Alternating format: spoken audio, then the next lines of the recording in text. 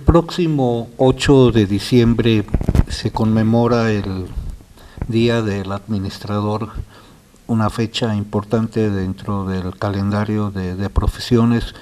Usted sabe que hemos procurado a lo largo del año darle un seguimiento a las licenciaturas que se imparten en la Universidad de Matehuala y bueno, al respecto, en esta ocasión y en esta edición de Acercarte, invitamos al licenciado en Administración de Empresas, Juan Carlos Salazar Viesca, accionista y administrador de la Compañía Mexicana del Desierto, para platicar en torno a esta profesión, algunos cambios que se están dando y la importancia de que se imparta dentro de la Universidad de Matehuala y la proyección que puede tener en el ámbito municipal, estatal, nacional y fuera de nuestras fronteras.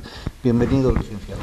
Muchas gracias, con todo, es un gusto y un honor compartir estos micrófonos contigo, tu amable auditorio, y estar nuevamente aquí en las instalaciones de la Universidad de Matehuala. Muchas gracias por invitarme. Gracias a usted. ¿Qué nos puede decir acerca de esta conmemoración? ¿Cuál es la importancia del administrador de empresas en el ámbito profesional laboral? Sí, bueno, primero que nada hay que reconocer que el día donde se conmemora al administrador, pues es un día poco conocido por la gente, realmente no es una celebración importante, más sin embargo la importancia del administrador es tanta que todos los seres humanos somos administradores, de alguna u otra forma. Administramos nuestro tiempo, nuestras energías, administramos el hogar, en el caso de las señoras, que generalmente también son buenas administradoras. Siempre, todos los días, estamos administrando nuestra vida, nuestros actos, nuestras decisiones, siempre estamos en una actividad constante de administración. De manera que la administración no es una disciplina que esté lejos de la gente, al contrario, forma parte intrínseca de cada ser humano. Y en este caso, cuando una persona decide estudiar administración de empresas, por ejemplo aquí en la Universidad de Matehuala, pues generalmente busca el estudiante una proyección dentro de su carrera empresarial. Generalmente se piensa en formar un negocio, prepararse para la apertura de un negocio, ser emprendedor. Se piensa en ser un alto directivo que sea director de una empresa, pero no necesariamente ese es el camino de un administrador. O sea, no necesariamente es formar una empresa o no necesariamente tener puestos clave en la dirección financiera o en el área contable de una empresa. De manera que la administración de empresas lo que nos da es el conocimiento que a lo largo del camino de la carrera, en este caso la que imparte la Universidad de Matehuala, pues los alumnos van conociendo las diferentes disciplinas que forman a un administrador de empresas. Hay administradores de empresas, hay también administración pública, hay carreras como la administración del tiempo libre, que suena así, bueno, ¿eso qué es? Pero es muy importante y luego lo vamos a comentar. Sin embargo, bueno, pues yo creo que la carrera de administración de empresas nos da la oportunidad importante de desenvolvernos en prácticamente cualquier área del mercado, de la industria, de los servicios y del comercio. Podemos administrar un hospital, podemos administrar un hotel, podemos administrar un banco, podemos administrar una empresa de servicios como un restaurante, por ejemplo, podemos administrar un bufete de abogados o de arquitectos, inclusive de otras disciplinas, de otras profesiones. Los administradores tenemos una gran oportunidad, así lo veo yo, en el sentido de que la preparación en la administración nos da la facilidad de desarrollarnos en cualquiera que sea la vocación a la que seamos llamados, en muchas áreas. Es una carrera que nos ofrece muchas puertas y muchas ventanas de oportunidad. Como usted lo mencionó, de ser una actividad primigenia, vemos que en el siglo XXI ha tenido un desarrollo impresionante, sobre todo con la evolución de las tecnologías y en un contexto de economía global. Así es, mira, generalmente los principios básicos de la administración los asociamos con la famosa administración de la línea de producción, cuando la diseñó Henry Ford en su fábrica de automóviles en Estados Unidos. Generalmente siempre pensamos en la administración como la administración de tiempos y movimientos, eficientar las diferentes actividades, coordinar y organizar las cosas de manera que cada quien haga algo más especializado, más eficiente y a menor costo, y dividir las responsabilidades y las funciones para lograr un éxito en lo que se hace, ya sea para ser más competitivos en el precio, ya sea para hacer un producto de mejor calidad y de más servicio, y generalmente asociamos siempre la administración con la industria, ¿verdad? Con tiempos, con movimientos, con planeación, dirección, control, que son pues las partes fundamentales de la administración. Sin embargo, tenemos el área también de la administración pública, que es muy importante ser un administrador público. También existe una carrera que te prepara para ello, para administrar la hacienda municipal, estatal, los recursos federales, las empresas desconcentradas del gobierno federal, las paraestatales, los institutos, etcétera, que tienen una característica distinta a las empresas privadas. Y bueno, y esa carrera de administración pública pues tiene ya una dosis y una carga muy importante de economía, macroeconomía, de todo lo que las políticas públicas afectan el desarrollo de una institución. Quiero poner un ejemplo de la importancia de la administración, por ejemplo, en la vida pública. Recientemente se aprobó lo que se denomina la ley de contabilidad para la administración pública. Esto obliga a los municipios a tener una contabilidad en forma. Y uno se preguntaría, bueno, ¿cómo es eso de si estamos en el siglo XXI y pues no es no se puede alguien fácilmente imaginar que una administración municipal, por ejemplo, no tenga una contabilidad? Pues no la tienen.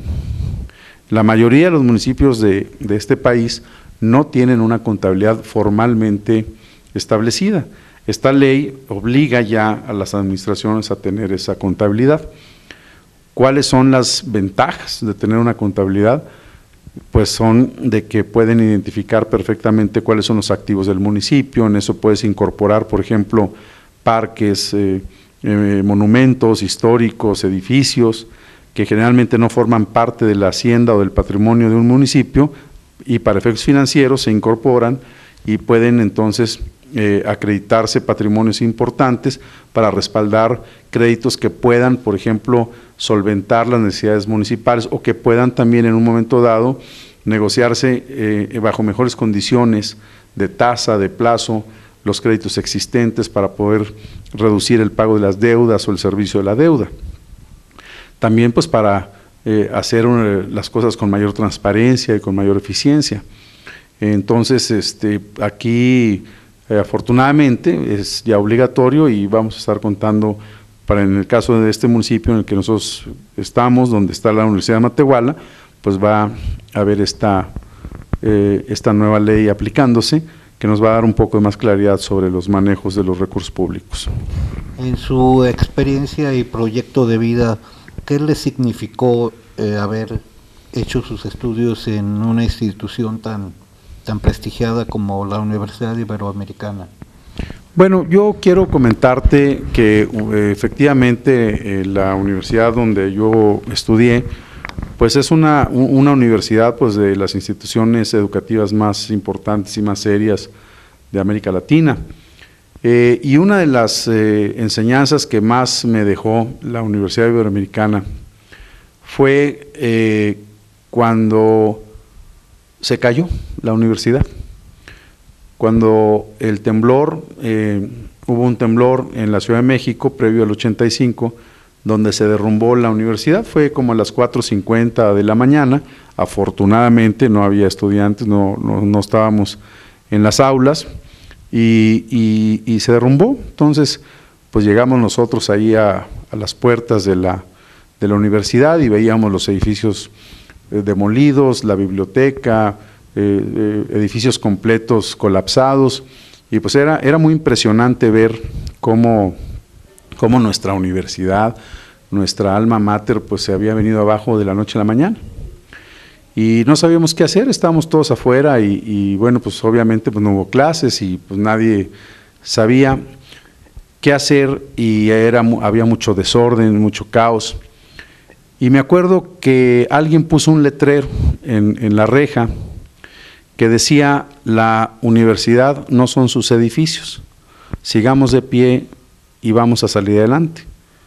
Y yo me quedé pensando en esa frase que fue hace varias décadas, que hasta la fecha la recuerdo, y donde pensé efectivamente, o sea, la universidad no es un edificio, o sea, la universidad no es un salón de 4 paredes, sino la universidad es el ánimo de formarse, es el ánimo de saber, es el ánimo de cultivarse, es el ánimo de disciplinarse.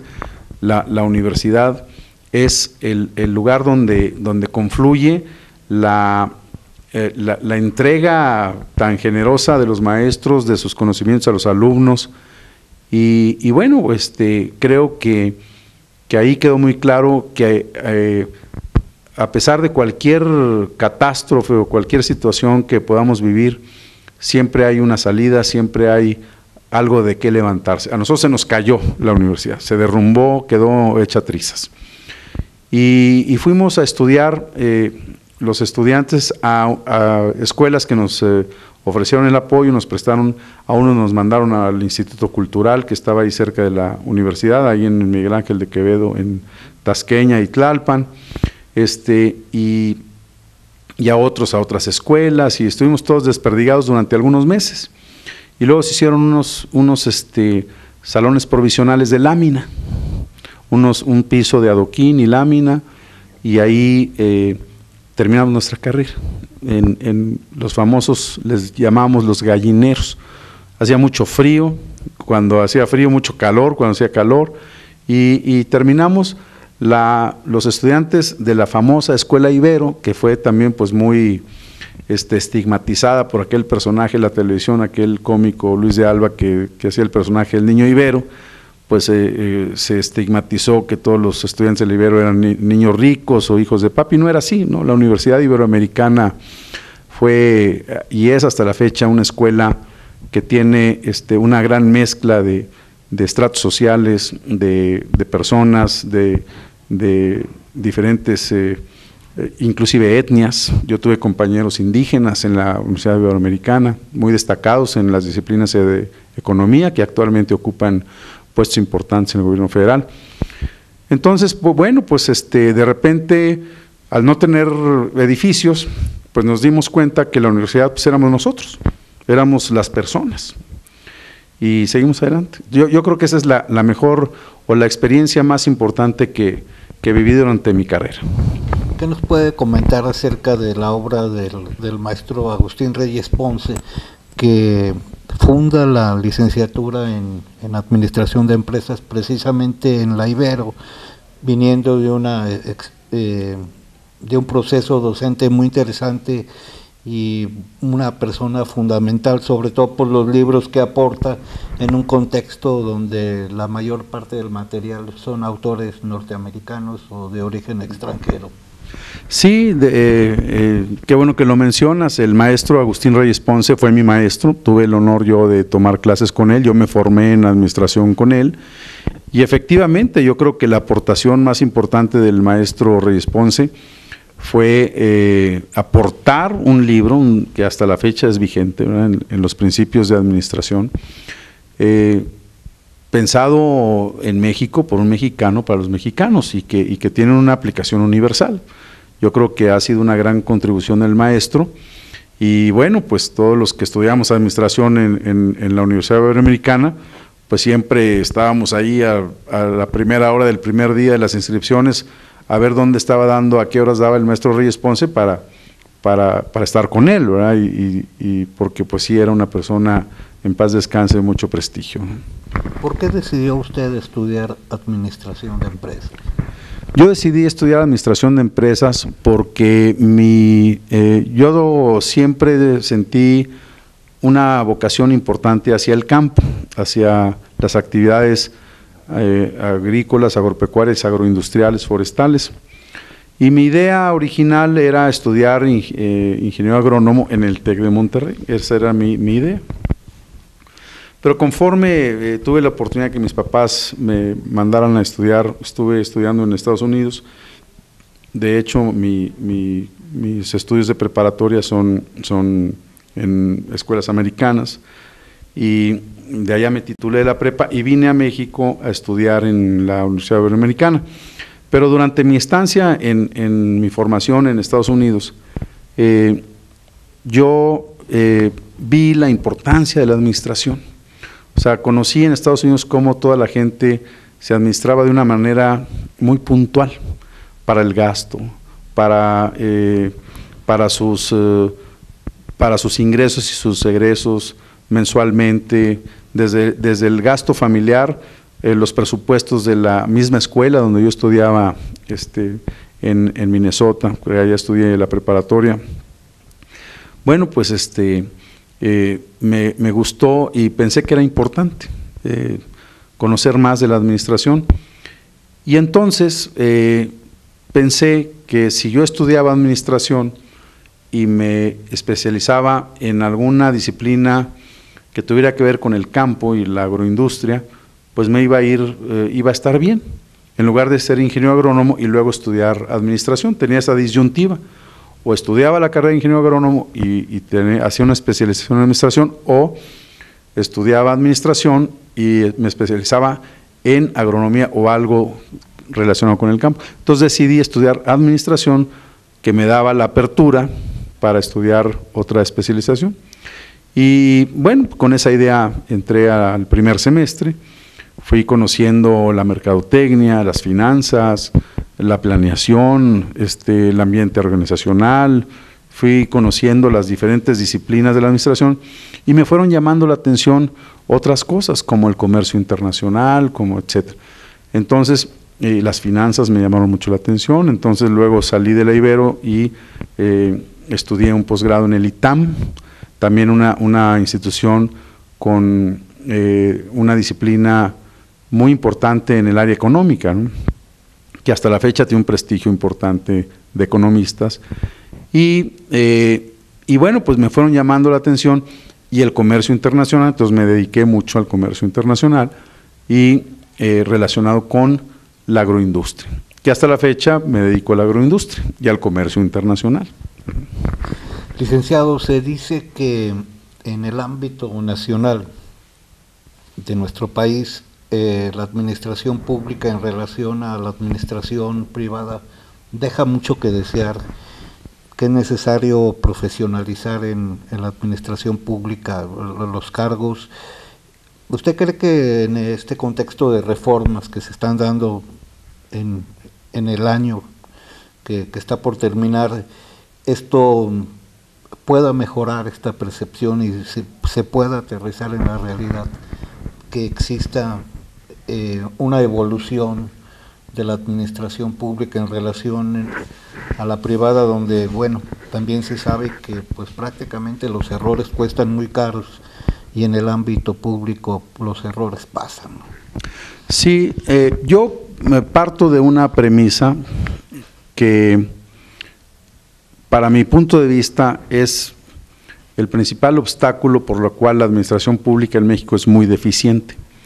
Y no nada más en el ámbito federal, en el ámbito estatal y en el ámbito municipal, también es una administración pública que en términos generales, salvo muy contadas, honrosas y notables excepciones de administración pública, la generalidad es que el grueso de la administración pública, sobre todo la municipal, es muy deficiente.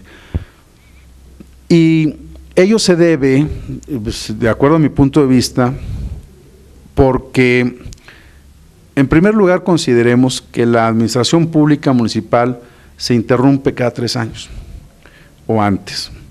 Inclusive, aunque exista una continuidad del mismo partido, no garantiza la continuidad de la administración. Se van unos, llegan otros, hay una curva de aprendizaje, ya que estamos, digamos, aprendiendo, es momento de preparar la salida, irse, llegan otros y así. Es una permanente interrupción que no permite la planeación de largo plazo, no permite la concreción de los programas, no permite muchas cosas. Yo creo que el problema de este fenómeno no tiene relación con la falta de talento o la falta de preparación de los profesionistas o de los estudiantes, sino que tiene que ver con ese fenómeno político administrativo.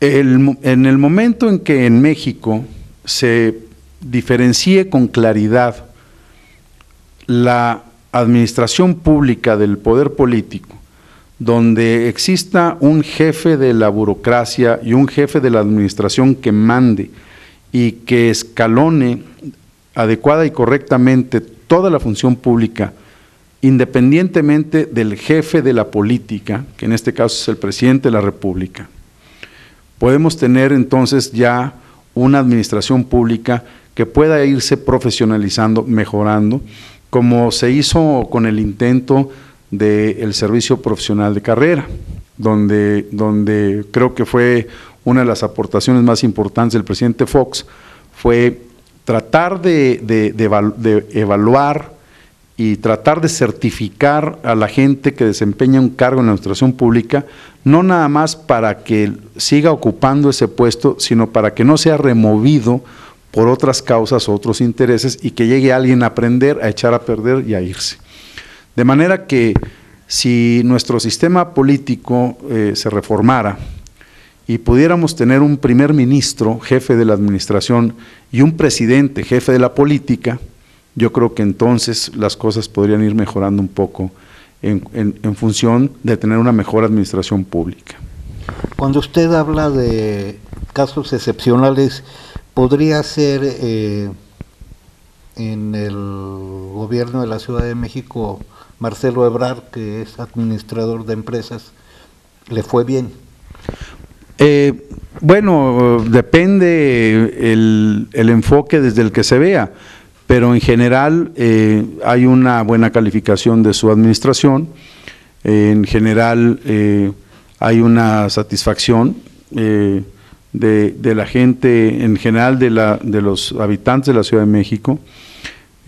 Claro, hay una deuda que se acumuló, una deuda que creció, hay muchas cosas ahí, pero bueno, pues no creo que sea un mal ejemplo. Yo creo que el señor Marcelo Ebrard, a mi punto de vista, hizo un papel favorable en ese sentido. ¿Qué nos puede decir usted que conoce el proceso de la Universidad de Matehuala respecto a la licenciatura en administración, que pues prácticamente está desde que arrancó la institución y bueno, hasta la fecha persevera, sigue teniendo una presencia ahora en un sistema semiescolarizado? Yo creo que, bueno, quiero hacer un poco de remembranza. Cuando inició la Universidad de Matehuala, efectivamente, una de las carreras que propusimos, porque bueno, también dentro de lo que quiero platicarte es que yo soy socio cofundador de la Universidad de Matehuala.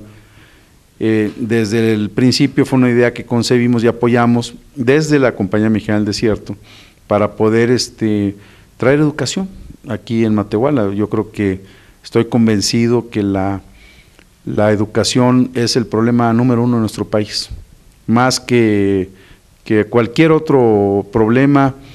Creo que lo primero que debemos de hacer es educarnos, es educar a nuestros jóvenes, formarlos. Y cuando inició esta universidad, pues sí, iniciamos con muchas dificultades.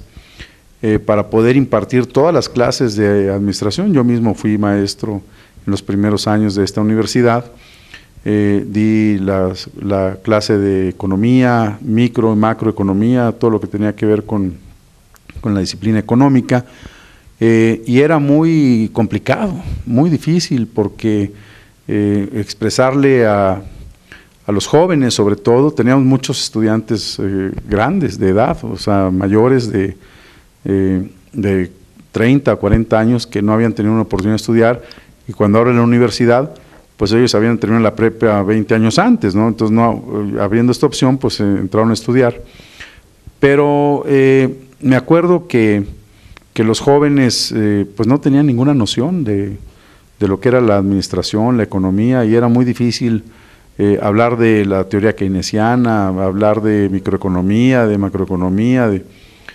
Yo recuerdo mucho un joven hace 17 años, en el primer semestre de esta carrera de administración, que yo les pregunté, bueno, a ver, ¿qué es economía? Y uno dijo, economía es comprar en Chalita, porque así había un anuncio, y decía, bueno, pues digo, bueno, no precisamente, ¿verdad? Digo, o sea, y ese era el nivel que había. Entonces, pues sí, hubo que hacer mucho trabajo y tuvieron que pasar muchos años para tener el día de hoy egresados de la universidad que ocupan cargos públicos y puestos importantes en las empresas. Ha sido un proceso muy difícil y muy complicado, pero muy satisfactorio de ver que hoy existen egresados de la universidad muy competentes, muy bien calificados. O sea, yo tengo la experiencia de que trabajan con nosotros egresados de esta universidad, y que despachos en México, donde se han negociado, se han intercambiado negociaciones, han comentado brillantes muchachos, brillantes estudiantes bien preparados, ¿no? Y hablando de gente de un nivel académico profesional importante. Entonces, pues sí, yo veo que hoy la Universidad de Matehuala, en la carrera de Administración de Empresas, ofrece una verdadera oportunidad, hay una verdadera formación que se ha dado en un transcurso de muchos años, o sea, no es de 4 años la formación de administrador. Un administrador que entra hoy a la universidad ya trae un plus, como dicen, de 17 años anteriores de formación, de perfeccionamiento de la metodología, de la docencia, de todo.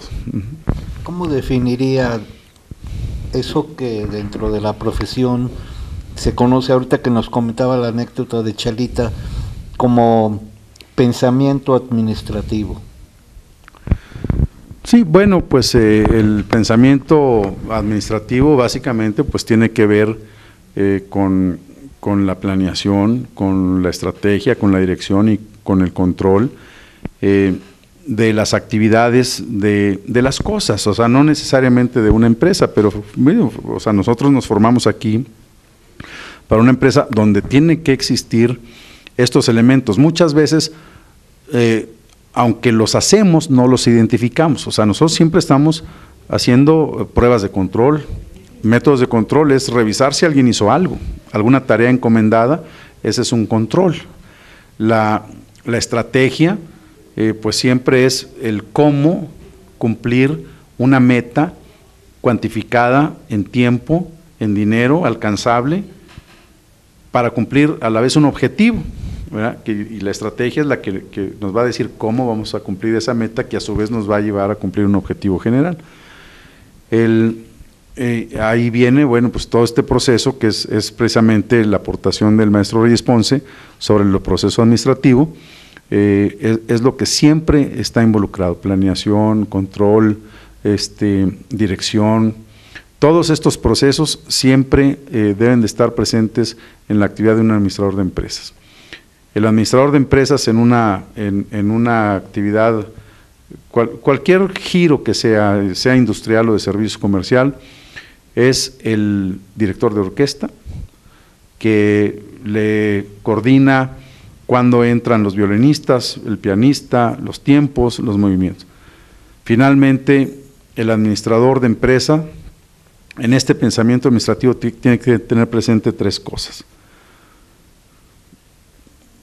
¿Qué hacer con el recurso material?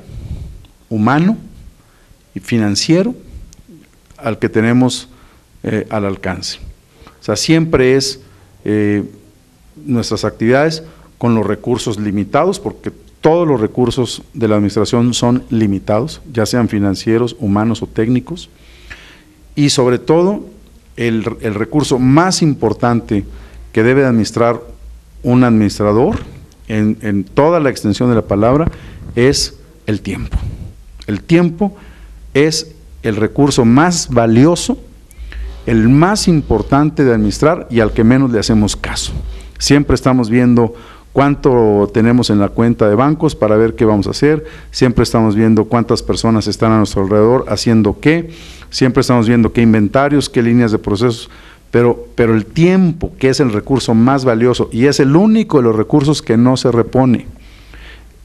Todos los demás recursos los reponemos, los financieros, los humanos, los técnicos. Nos renuncia o se va o tiene una mejor oportunidad algún colaborador, bueno, viene otro. Si tenemos un inventario que se va, lo reponemos con otro, pero el tiempo que no usamos no regresó jamás. Una hora que dejamos pasar hoy es una hora que no regresa nunca. Y entonces yo, en mi experiencia de vida, de empresa, el mejor mensaje que puedo yo darle a los alumnos que están estudiando esta carrera de administración de empresas es: administren su tiempo. Administren. Tiempo para trabajar, tiempo para estudiar, tiempo para el esparcimiento. El tiempo es el único recurso no renovable y que no regresa, y es el recurso más valioso que tiene un administrador en su tiempo y el tiempo de los demás. Entonces, un administrador administra el tiempo tuyo, el tuyo y el tuyo. ¿Cómo vas a hacer tú, cuándo y cómo? Tú dónde entras, cuándo y cómo, para conseguir un objetivo, ¿no? Un buen administrador asimismo es un líder, un agente de cambio.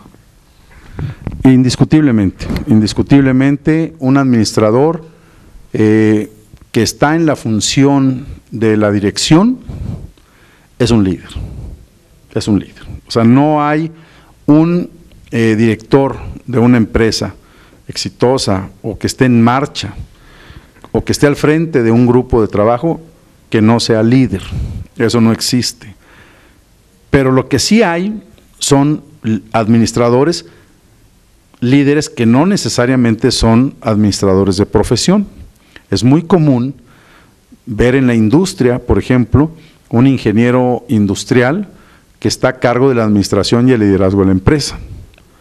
Es común también ver un contador público que ha perfeccionado sus habilidades gerenciales y que está liderando un equipo de trabajo. Lo que sí no es necesariamente idéntico es que el administrador sea administrador de profesión. El administrador puede ser hasta no haber estudiado ninguna profesión, puede ser el trabajador que fue operador y que fue supervisor de línea y que fue jefe de turno y que fue jefe de planta y que ahora es administrador, etcétera, y no tiene ningún estudio. Entonces, el liderazgo que se ejerce personal es inherente al director, al gerente o al que está a cargo de un equipo de trabajo. Eso va ligado de la mano. Cuando las cosas fracasan es precisamente porque el que está a cargo o el líder se fracasa cuando no coincide el liderazgo formal con el real. El liderazgo formal, bueno, pues nombramos a una persona en un cargo de dirección, ya sea en la administración pública, una dirección del municipio, una dirección de una empresa, y nos equivocamos porque no ejerce un liderazgo. Entonces no coincide esa formalidad o ese liderazgo formal con el real, y eso es cuando las cosas fracasan. Dentro del cúmulo de conocimientos y experiencia que usted tiene, ¿cómo le ha funcionado en su empresa donde usted trabaja y qué nos puede decir acerca de la marcha de Compañía Mexicana del Desierto? Bueno, pues la empresa donde yo trabajo y la empresa que dirijo, que se llama Compañía Mexicana del Desierto, es una industria que se estableció en 1994 en Matehuala para cumplir un objetivo fundamental, primordial, que fue y sigue siendo la industrialización de fibras de origen vegetal, específicamente de ixtles, de lechuguilla, palma y otros agaves y otras fibras de celulosa, para la elaboración de otros productos como fibras o hilados y tejidos, para surtir al mercado materiales que a su vez son usados por otras industrias para confeccionar o hacer productos terminados.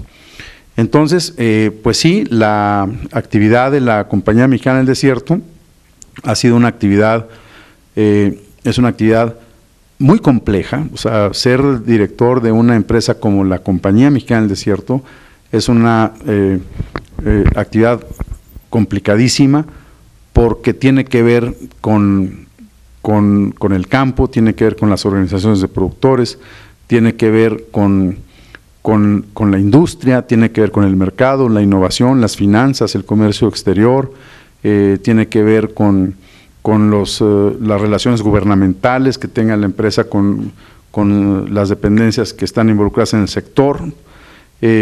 Entonces sí es yo le digo a mis colaboradores que, bueno, pues que la compañía es permanentemente un circo de 3 pistas, donde hay que tener todas las pistas funcionando al mismo tiempo y para que se guarden los equilibrios y que siga funcionando y que la función continúe.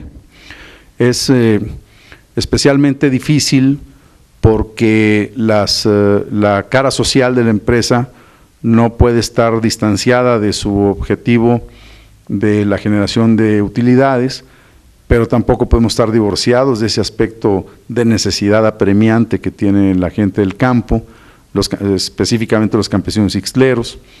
Y bueno, pues hay muchos factores que se tienen que atender para poder tener a flote, en marcha y proyectada una empresa como la Compañía Mexicana del Desierto.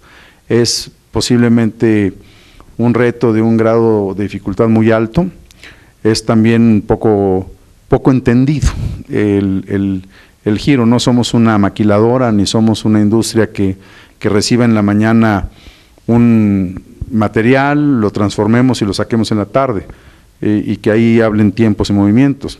Es una empresa que tiene que ver con ver si el material llega por 1000 causas, los arreglos que tiene que hacerse en el campo con las organizaciones de productores, con los productores independientes, las diversas necesidades que se tienen para que las cosas funcionen, combatir los problemas de actitud conductuales, problemas de la idiosincrasia propia del sector, cómo subirlos a ese tren de la industria, del comercio, pues es complicadísimo, muy complicado, y por eso me gusta y por eso estoy contento con lo que hago, porque es un reto no apto para cualquiera, ¿no? Actualmente, aparte de una presencia en el mercado nacional, también están exportando. Sí, nosotros hemos exportado durante muchos años, en mayor o menor medida, a prácticamente todos los continentes del mundo. En los mercados que hemos atendido con mayor frecuencia han sido Norteamérica y Europa, seguido de Sudamérica, que ha sido también un gran consumidor, pero tenemos experiencia negociando y haciendo negocios con países tan lejanos y tan distintos a México como Rusia, por ejemplo. Tenemos tratos con la India, tanto de exportación de productos fabricados aquí en Matehuala como importación de productos de ellos. Hemos vendido a países como Mongolia, por ejemplo, y hemos hecho operaciones también cuando no hay, por ejemplo, cuando las monedas de cambio no son, por ejemplo, cuando no tienen dólares los países, como por ejemplo en el caso de Cuba, que todo se vendía a cargo de la deuda petrolera y había que descontar con Bancomex, hacer operaciones de trueque, de intercambio, de cooperación. En su momento con la Unión Soviética también tuvimos muchas relaciones comerciales, antes de que cayera el famoso muro de Berlín y que cayera la Unión Soviética. Bueno, pues tenían el rubro, no era una moneda convertible, y pues no te podían pagar con rubros, o sea, y tampoco tenían dólares. Entonces hacíamos operaciones de barter, que se llaman, que son de intercambio, donde nosotros decíamos, bueno, pues te vendo mi embarque y, por ejemplo, nos llegaron a pagar con alambre magneto para hacer compresores que se los vendíamos a Mabe, por ejemplo, ¿no? Entonces, y Mabe pagaba, etcétera. O sea, era crear, imaginarse las cosas, hacer intercambios de beneficio para las partes involucradas y también, bueno, pues las operaciones con Estados Unidos cuando vino el Tratado de Libre Comercio, cómo se facilitaron. La Compañía Mexicana del Desierto pues tiene una subsidiaria en Estados Unidos que atiende ese mercado de Estados Unidos y Canadá. Y bueno, pues cada mercado y también cada país es distinto, son distintas formas, distintas idiosincrasias, distintas maneras de ser, que también uno tiene que entender y respetar. Y todo es un proceso de aprendizaje permanente y continuo, ¿no? Yo creo que el administrador de empresas no deja de aprender nunca, todos los días aprendes algo, todos los días tienes que tener la actitud de aprender. Aprende uno de todos. Yo quisiera referirme, por ejemplo, a una de las cosas que he aprendido yo, por ejemplo, de los trabajadores de la compañía. Tú que has cubierto en algunos años anteriores, por ejemplo, las procesiones que hace la compañía y los ixtleros a la Virgen de Guadalupe, pues es una fe que uno aprende de ellos, por ejemplo, es algo que uno recibe de ellos y posiblemente sea mucho más valioso lo que uno aprende de fe de los trabajadores que lo que ellos aprenden de uno en las capacitaciones, en la formación de la disciplina laboral y todo lo demás. Yo creo que yo podría decir que he aprendido cosas más valiosas de nuestros mismos compañeros de trabajo que muchas veces lo que nosotros les hemos enseñado. También nos ha comentado de que aparte de que les va bien, el futuro a mediano y largo plazo es prometedor por la recuperación de las fibras naturales respecto a las de origen sintético con esto de que el petróleo pues se tiene que terminar, tiene que haber un cambio. Sí, bueno, en este caso, evidentemente el sector de las fibras naturales es un sector difícil porque viene también de una crisis impresionantemente larga en el tiempo. Con el desarrollo de los polímeros, que son las fibras sintéticas de plástico, los nylon, los polipropilenos, pues se empezó a perder mucho el mercado de las fibras naturales, algodón, yute, ixtle, enequén, que es lo mismo que sisal, y otras fibras naturales que se utilizaban mucho en el mundo. Es una historia de muchas complicaciones, es un mercado que se vino perdiendo y a la baja y en crisis que pues terminó con el colapso de muchas industrias de este país. El día de hoy, 9 de cada 10 industrias textiles en este país están cerradas, solamente han sobrevivido 1 de cada 10 en todo este proceso de apertura con China, con todo este proceso del contrabando y la corrupción de las aduanas, en el proceso de la falta de innovación, la falta de competitividad de los esquemas que el gobierno propone a los industriales por los problemas con el seguro social, los problemas con los impuestos que pagamos comparado con los impuestos que se pagan en nuestros países. Bueno, pues todo ha llevado a un deterioro y sobrevivir en esa época ha sido muy complicado y es una época difícil que nos ha tocado vivir. Indiscutiblemente, la historia de la Compañía Mexicana del Desierto también viene aparejada de retos de superar todas estas dificultades y todos estos factores adversos que hemos tenido en los últimos 15, 20 años. Sin embargo, todo el mundo hablamos del regreso de las fibras naturales, pero las fibras naturales no regresan solas, ni regresan porque sí. Nosotros podemos ofrecer al mercado un producto que es ecológico, biodegradable, un producto que es sustentable, que no daña el medio ambiente, que se promueve el comercio justo, y cuando la gente te pregunta, bueno, ¿y cuánto vale? Y si estás fuera de precio no te lo van a comprar, de todas maneras. A lo mejor el 2% del mercado tiene una conciencia verdaderamente ecológica que lo va a comprar aunque sea más caro que un producto sintético. De manera que hay que ser competitivos y de manera que hay que competir en el mercado. Tenemos un factor externo ahorita favorable que es efectivamente, como le mencionas, que el petróleo ha subido mucho de precio. Acordémonos que en la época de Ernesto Zedillo el barril de petróleo estaba en $7. y ha estado, ahorita bajó, pero ha estado siempre permanentemente arriba de $100.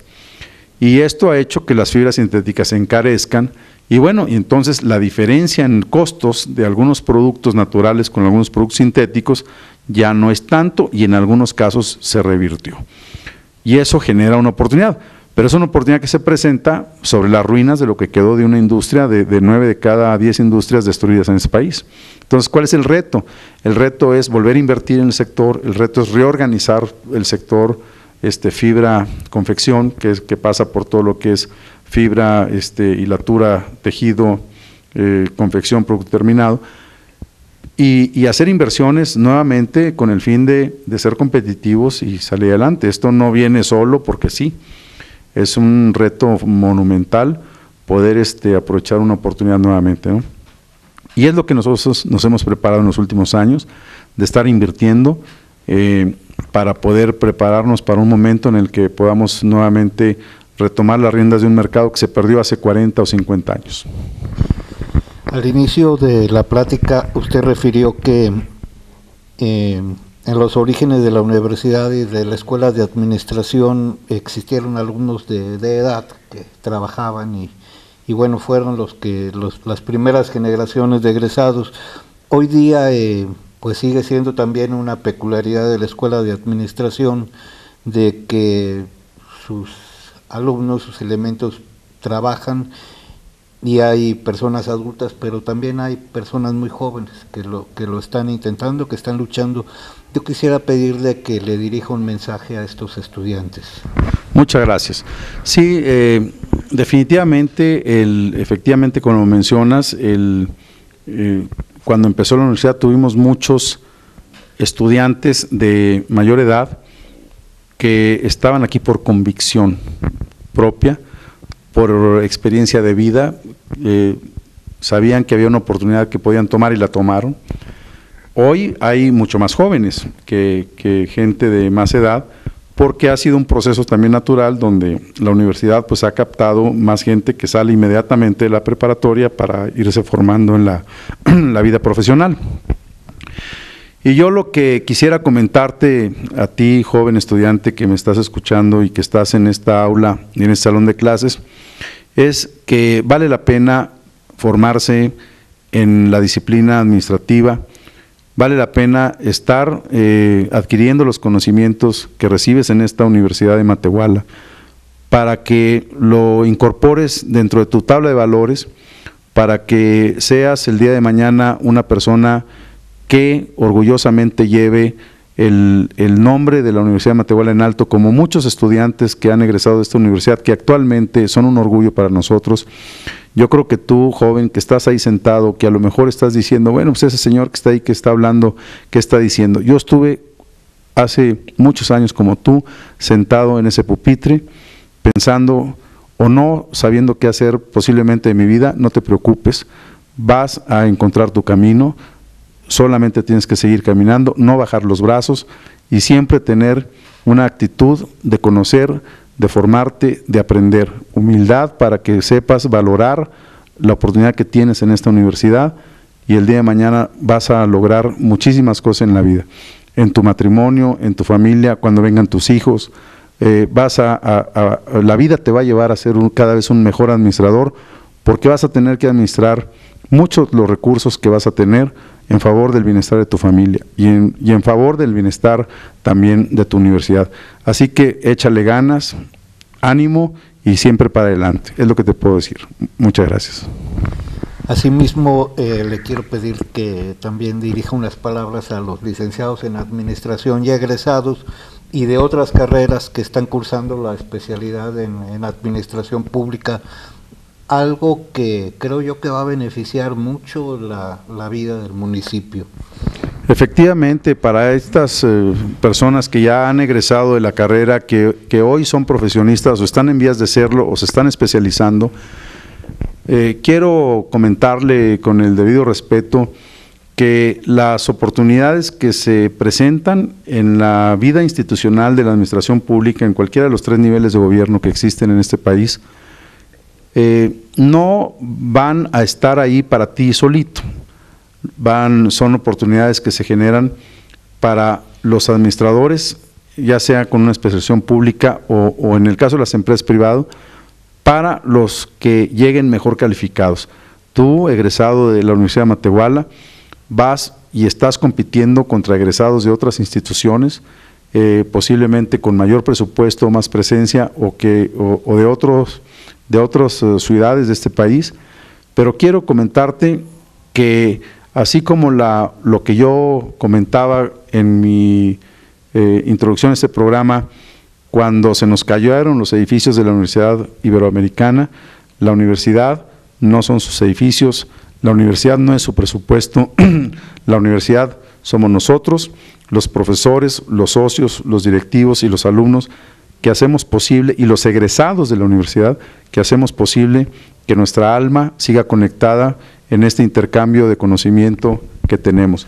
Échale también muchas ganas, las cosas no son fáciles, pero hay una oportunidad para ti, egresado de administración de esta carrera, que te está esperando, y que siempre lleves el nombre de esta universidad con el respeto y con el cariño que se le debe tener a la casa que te formó. Muchas gracias. Con estas palabras quiero agradecerle a nombre de la activa y de la institución el tiempo que nos destina en este contexto del Día del Administrador, y pues no nos despedimos, tenemos mucho que platicar con usted en futuras entrevistas. Con todo gusto, cuando me invites y de regresar a nuestra casa, la Universidad de Matehuala, estaré aquí y para hablar de otros temas más específicos, en su momento con mucho gusto atendemos esta invitación. Muchas gracias y gracias al señor rector por esta invitación. Gracias a usted y como todas las semanas al personal de Telecable, Canal 4, por laborar. Ya estamos por cerrar el año y gracias a un esfuerzo conjunto estamos cerca de usted. Hasta la próxima.